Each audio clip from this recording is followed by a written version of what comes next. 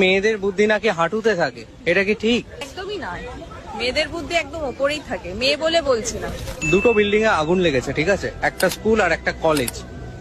একটা অ্যাম্বুলেন্স এসেছে আগুনটাকে নেভানোর জন্য, তো কোন বিল্ডিং এর আগুনটাকে তারা তাড়াতাড়ি নেভাবে? দুটো অ্যাম্বুলেন্স একসাথে আসবে, একসাথে আগুন নেভাবে, কারণ কলেজও ইম্পর্টেন্ট, কলেজেও স্টুডেন্ট আছে, স্কুলেও স্টুডেন্ট আছে। মানে তোমাকে আরেকবার কোশ্চেনটা বলছি, দুটো বিল্ডিং এই আগুন লেগে গেছে, তো অ্যাম্বুলেন্স আসছে আগুনটা নেভানোর জন্য, তো কোন বিল্ডিং এর আগুনটা তাড়াতাড়ি নেভাবে? দুটোতেই লাগাবে, কারণ দুটোতেই ইম্পর্টেন্ট। আপনার দুটোই শিক্ষা মন্দির না, একটা স্কুল একটা কলেজ। তাহলে মেয়েদের বুদ্ধি তাহলে বলছো হাঁটুতে থাকে না?